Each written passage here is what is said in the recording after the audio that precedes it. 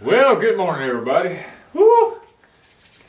Just got through coming through a big time rainstorm last night. I mean, we didn't get a lot of rain. We just got a couple of inches, but it was a steady rain all night. It was just really a useful rain.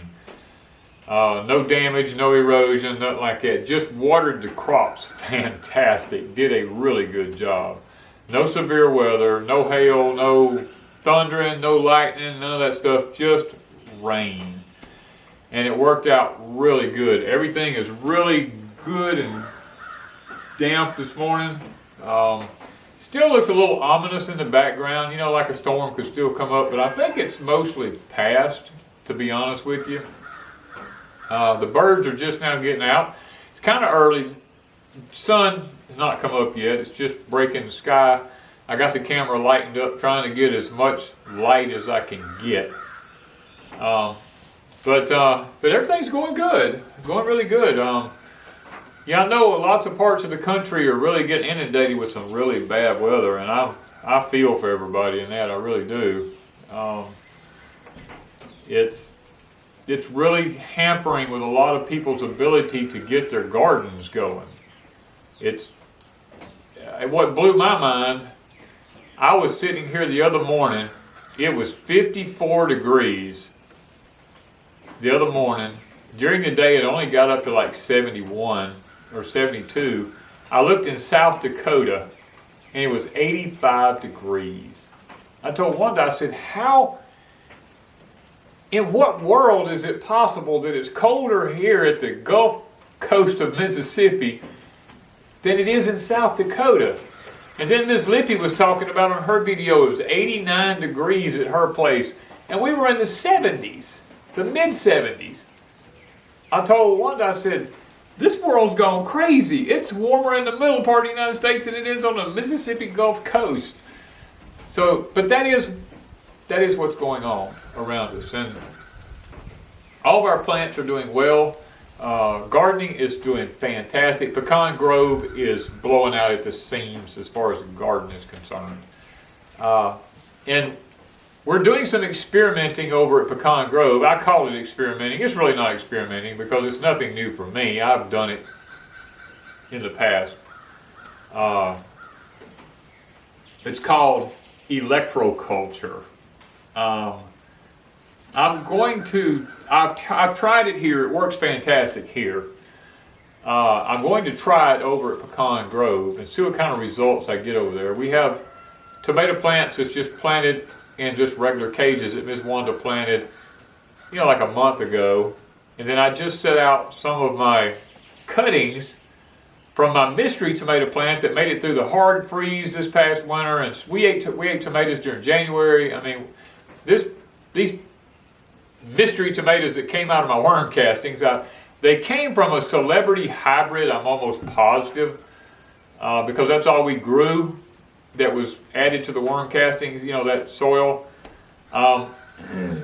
So I'm thinking they're a type of celebrity, but we don't know. I mean, they grow in clusters and they can withstand really cold temperatures. I've learned that. And we planted some cuttings because I had to pull them up out of my high tunnel and get rid of them because they've done been there since last fall. I had to get rid of them eventually. They're an indeterminate, we do know that. And I took some cuttings off and put them in my high tunnel and got them going after I pulled all the other ones up, and they rooted real well.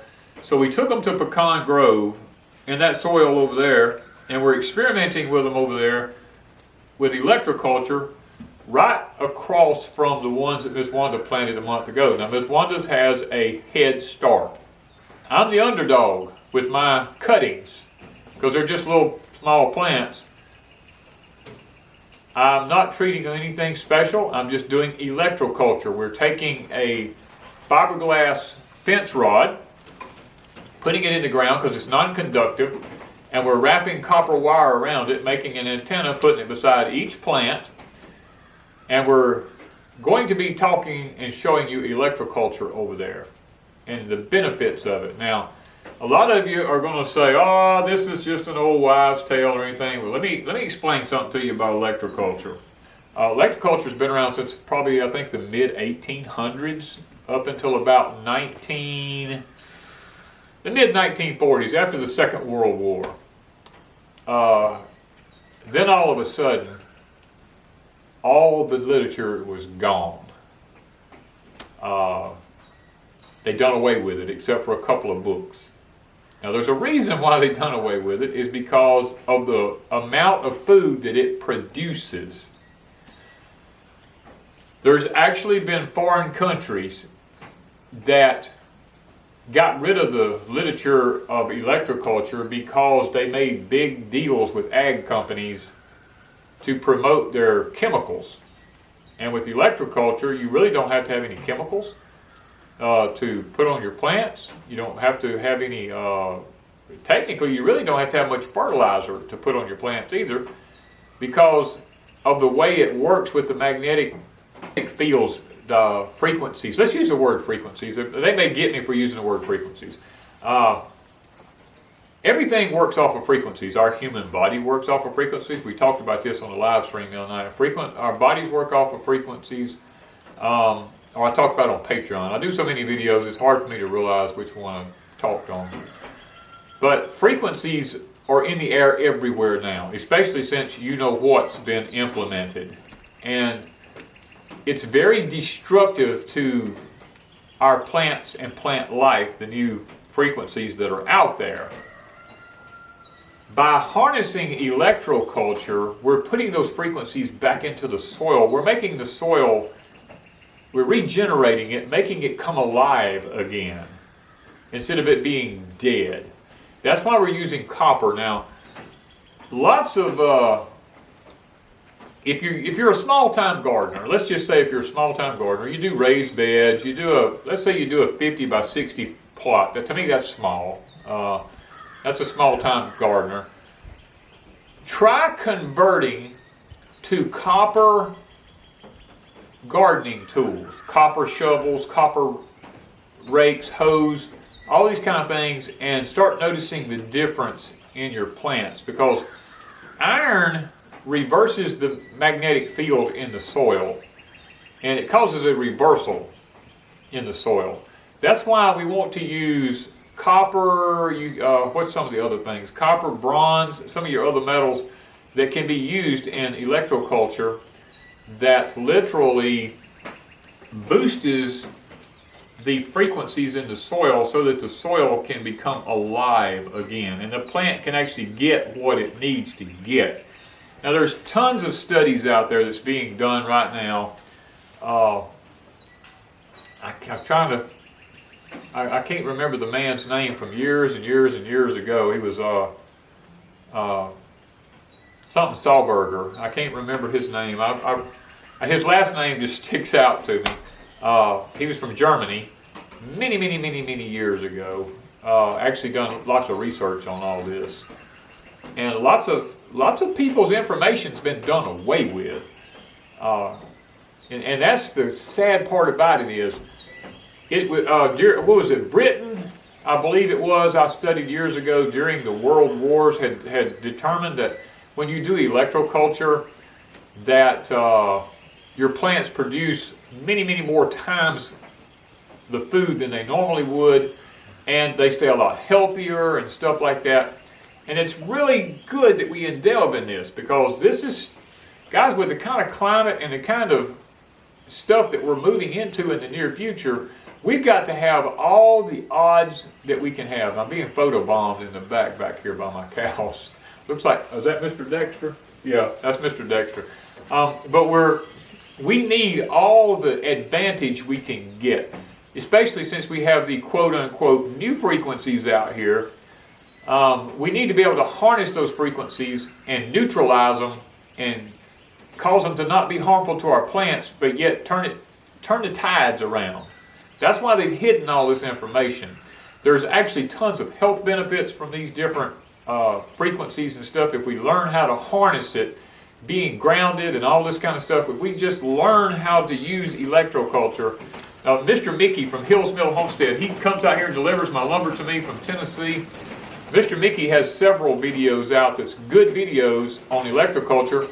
I actually saw Mr. Mickey's videos on some clips from his videos on some of the top dogs who do electroculture videos that get mega views, you know, that are really intelligent people on this. Mr. Mickey's videos, clips of them on their videos. I mean, that goes to tell you, Mr. Mickey's got it going on.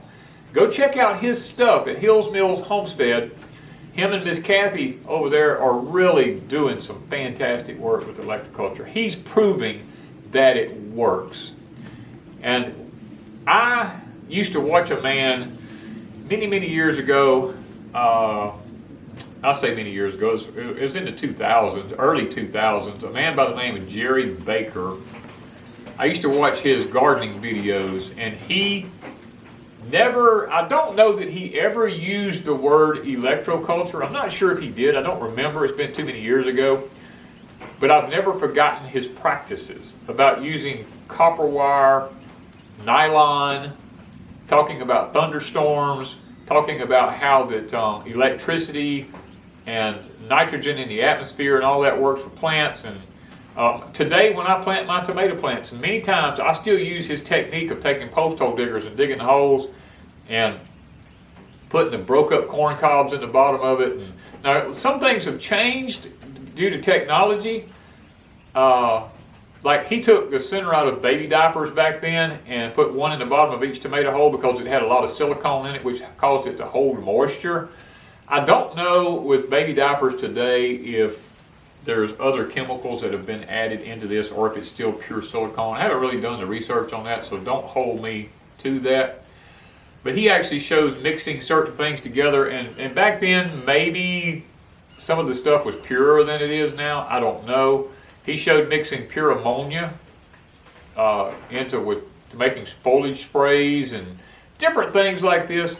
Now I'm not advocating to do that because I don't know what chemicals has been changed from those formulas that he used back then. But nevertheless, guys, there's ways to beat what's going on. Now, is technology a bad thing? The answer is no. Technology is not a bad thing, but technology can be a bad thing. Now, we've talked about this before here on Porch Time about the internet and stuff like that. Everybody goes, well, I Google this or I Google that, and you know, and it doesn't say this and it doesn't say that. Guys, Google has hidden, like electroculture, it has hid most everything about electroculture that was done way back yonder. The true, real information. There's a guy on YouTube, I'm trying to think of his name, who has several videos out about electroculture, and it may not be called electroculture, but his first name is Matt. Matt, I don't know how to pronounce his last name, Roaske or something like that, Rosk. He has a lot of videos out talking about electroculture and stuff, and the grounding of a human being into the soil and stuff like this, and the health benefits that goes along with copper in the body and stuff like this. It's some really good, interesting. I'm not saying that everything the guy's saying is 100% accurate. I'm saying go check it out for yourself if you want to. It's just that, guys, I'm a firm believer because I've proven it in my own life, growing, that there's actually something to this growing plants with frequencies and stuff. There's lots of things you see here at Deep South Homestead. People go, man, y'all stuff looks amazing, you know, and this and that. And we occasionally use certain things that helps us have an edge, you know. Electroculture is one I've used before me and Ms. Wanda got married. I used it quite a bit, and I still use some of Jerry Baker's techniques about static electricity and stuff like that with my gardening and stuff. Have fantastic results from it, and I'm just telling you guys that what are they hiding from us? You know, I mean, I guess should be the title of Porch Time today, is what are they hiding from us? There's so many things that are being hidden from us, and if you don't have the ability to go specific places and get the knowledge, then you don't know. You know, if Google's all you've got, then you're probably not going to get the complete truth. And that's why I try to do these videos, even though they may get me in trouble, I don't know. But there's a lot of things that's being hidden from us about growing our food, because the big thing about, what was it when we were kids, in the 60s and 70s, DDT. We were told that DDT, oh, this is the way to do everything. You know, this is the way to grow our food. They sprayed the lands everywhere with DDT. Well, what happened when they sprayed the lands with all this DDT? The birds began to die. Well, you think, well, what's that got to do with gardening? Well, let me talk with you a little bit. If you know where to go, there's videos or information, not necessarily videos. I do so much YouTube, everything's a video. There's information out there about the frequencies of songbirds and plants.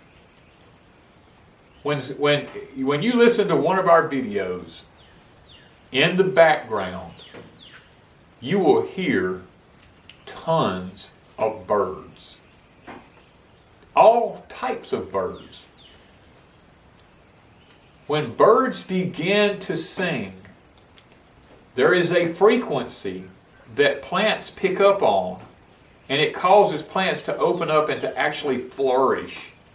When you have no birds singing and making lots of noises, your plants struggle. That's what they learned when DDT was used and all the birds were killed.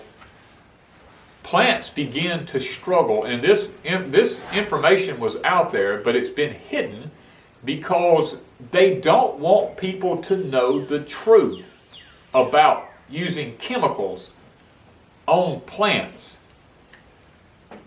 When you get the frequency right with your plants, and over at Pecan Grove we show this in some of our videos about using the copper wrapped around the electric fence stakes and stuff. You can use wood, you can use PVC, you know, anything that's non-conductive, fiberglass of any type.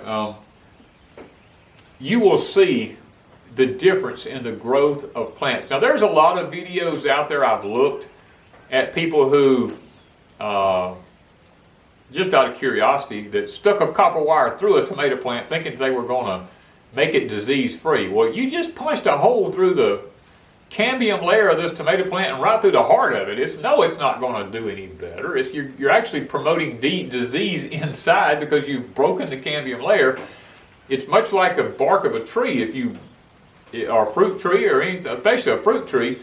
If you knock the bark off of it, then you have problems with insects going in and boring into it and stuff like that, and you know, disease sets in and stuff like that. Same thing with you. You get cut. Your outer layer of your skin protects your body. You cut it, infection sets in and stuff like that. It's no different. It's no different at all. So we got to keep in mind that there's things that promote plant growth. You can't damage the integrity of the plant and expect it to do better. Now, I've seen vegetables grown with electroculture that's enormous. I mean, they're just enormous. And they're disease-free, they're bug-free. You know, I mean, there's all kinds of studies that was done back in the late 1800s, early 1900s about using electroculture and not having to use any sprays for bugs. The bees and the pollinators just migrated to those plants because of frequencies. Everything benefited those plants because of frequencies. And guys, I'm here to tell you today, we've got to move forward because there's too much being hidden from us. There's too much damage being done to everything around us through frequencies. We've got to learn to harness those frequencies, and we've got to learn to to use them to our benefit rather than to be against us. You know what I mean? It's kind of like the lead paint thing. You know, everybody goes, oh, lead paint's harmful. Well, that's a yes and a no. Yes, lead is harmful to the human body, but that's not why they took it away from us. They claimed that babies chewing on baby crib corns, you'll get lead, ingesting lead. That was the hoax that they used to get this agenda over, because they involved children in it. The truth of the matter is, when you have lead paint on walls, in paint, certain frequencies can't penetrate those walls to see inside, because lead is a barrier. It's always been. When you go for an x-ray, they put a lead shield on the person who's doing the x-rays, and if you've got specific places in your body they want to do radiation therapy, they put lead shields over the rest of your body. I mean, that we know that lead blocks, you know, frequencies. So that's the real truth behind the lead paint thing. So I'm trying to make a point is there's a lot of stuff that's being hidden from us, the actual truths behind this stuff. Now, we've got to take and be proactive. Remember, I told you 2023 is the year of solutions. It's not going to be the year of problems. It's going to be the year of solutions. We're going to try to take back what originally was ours to start with, which was our ability to grow our own food. And we want to do it now through frequency. We're going to use electroculture to try and to reharness the powers that are around us and bring them back in, and we're going to try to use them. I know there's going to be those of you who are, I'm going to get all these comments in the comment section and talk about, oh, you're a nut, you know, you've lost the last marble you had, you know, all this kind of stuff. And if that's what you want to do, you know what, that's fine. When you go hungry and you don't figure out what's going on, then you'll think about it. But the honest to goodness truth is, yes, electroculture does work. Because go out and look at your garden, and then after a bad thunderstorm, go look at it and watch how it flourishes after it. The static electricity in the air from the lightning causes the nitrogen in the atmosphere of the plants to be able to take it up, and they actually grow. Now, there's some things that people don't understand about plants. I'm just going to try to educate as much as I can on this video, because it may get pulled. I may get pulled. I don't know for putting this out here. But plants don't grow in the daytime. Okay? That's one thing most people have no clue about. Plants feed in the daytime. When the sun's out and the light's out, plants take in all the photosynthesis, they take up all the nutrients from the soil, but they don't actually grow. They grow at night. Plants do their growing at night. So you have to keep all these things. There is a cycle that goes on in plant life, and you have to understand how it all works. How the microorganisms in the soil, how that right now we're in solar maximum right now, and how the magnetic fields of the earth are weakening, and the sun's putting out so much radiation now, the earth's having to absorb it. And we talked about this, how that the gamma rays are coming up through the soil unbelievably strong, and it's driving the microbes deep in the soil up to the surface because of the frequencies and the radiation in the soil. It's destroying our soil content. It's destroying the roots on our crops. It's destroying all these things. And yet, by doing electroculture, we take these frequencies and we reintroduce this stuff back into the soil so that the microbes can live. The organisms in the soil can come back alive. The plants in of the vegetables that we're growing can actually grow. They're not being destroyed by the gamma rays. They're actually seeing the ability to be able to grow again and to be able to spread out and look for nutrients and be able to find the nutrients, because the frequencies are put back into the soil that makes the soil come alive. And the plant's able to take up what it needs. It's not being bound up in the soil, because the powers to be is out to destroy our ability to provide for ourselves, and they give us contaminated food. There's tons of studies being done out there with the glyphosate, people's urine. They test people's urine, and it's in everybody's urine everywhere, because they eat food from a grocery store. And 90% of the food from a grocery, I think it was 85.7% or something like that, of the food from a grocery store has Roundup in it or glyphosate in it, which goes into the body and it's excreted through the kidneys, which causes kidney renal failure, whatever you want to call it. You have kidney cancers, you have kidney problems, you have bladder problems, bladder cancers, ureter cancers, all kinds of urinary tract cancers and stuff like that, because the body's having to expel glyphosate, which is extremely toxic to the human system. And you say, but what am I supposed to do? You know, grow your own food. Electroculture works in containers. Remember, I've told you guys, grow in containers this year to get up out of this soil. I got mosquitoes around me here, guys. They're buzzing around me everywhere. Grow in containers. If you live in an apartment, you got a balcony, grow in containers, put you a stick in it, wrap you a clean copper wire. Just go to Home Depot and get you a roller, or Amazon, order you a roller, just copper, not copper coated wire, but real copper wire. And just wrap it around the stick and make you a little antenna sticking up out of it and just experiment. You have nothing to lose, okay? You have nothing to lose. But you have everything to gain if you can grow your own food. If you're in raised beds, put you a couple of antennas in that raised bed. Make your own homemade antennas. Put them in that raised bed. Watch your plants take off. Another thing I want to mention is, so many people, I'm looking at, people send us pictures of their plants. What's wrong with my plants? What's going on here? What's going on there? I can look at them 90% of the time and tell you most of it has to do with what you fertilized them with. A lot of people are using straw. A lot of people are using manure, hay, things like this. And it's aminopyralid problem is what I'm seeing in most people's plants when they send me pictures. The plants will grow and they get up to a certain point, and then the leaves just start curling up on them, and they just, I mean, they literally, the plant just starts withering and eventually just starts dying. And they can't figure out what happened to my beautiful plants. The leaves on them, they're just turning brown, they're dying, and this is happening, that's happening. It's called an aminopyralid. And aminopyralids work off of the cell structure of a plant. When a plant grows, the cell blocks, they grow upon one another. What happens with aminopyralids, with my understanding of it in the science world, is they outgrow themselves. The plant literally outgrows itself to the point it can't keep up and it dies. I'm just trying to put it in layman's terms. You can break it down scientifically a lot different than that. But the cell structure grows too rapidly.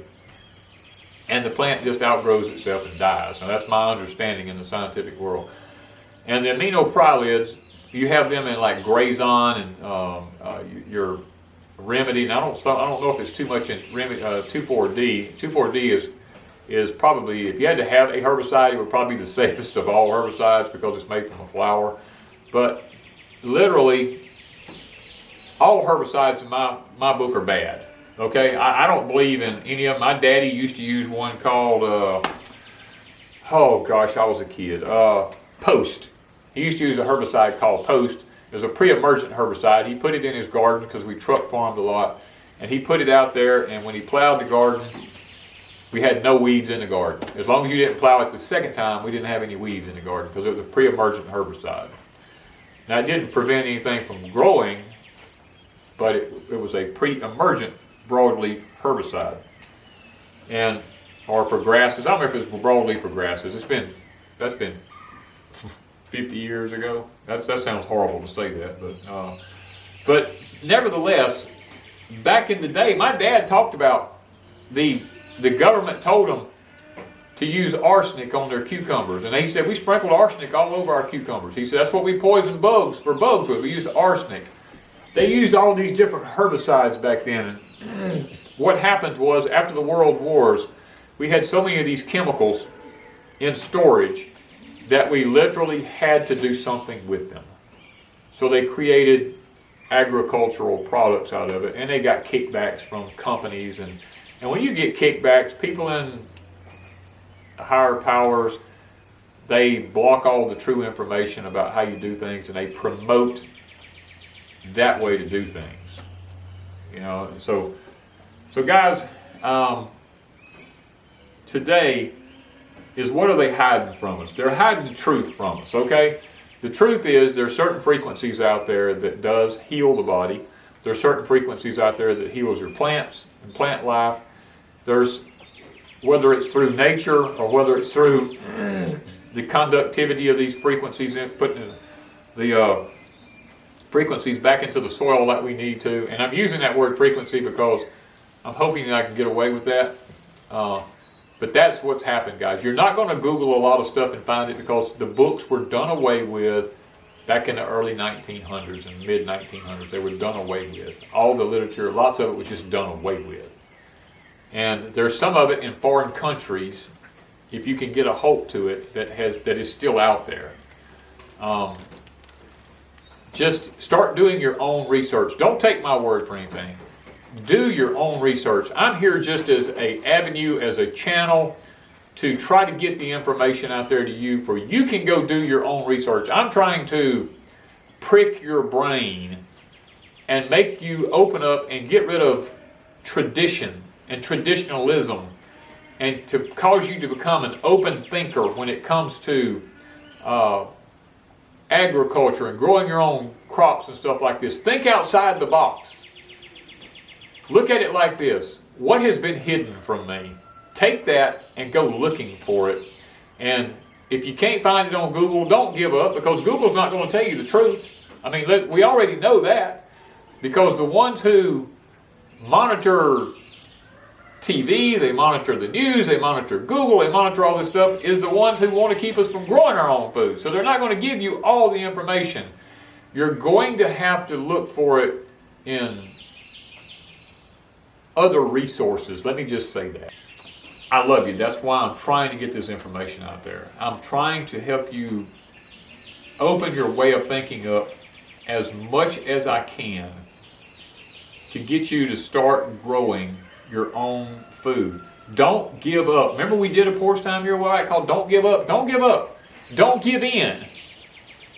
Guys, it is possible. Even we get comments all the time. Well, I live in an apartment. What can I do to grow my own food? There's lots you can do. You can go to a community garden. You can, and if you live in a suburb or a city which has a lot that they've allocated for a community garden, go there. Get you a spot. You know, use your electroculture there. Let the others around you see what you're doing. I mean, get you some containers. If your landlords allow you to set some containers around on your balconies or in a windowsills, I mean, do it with herbs, vegetables. Electroculture works with everything, guys. It works with your own health also.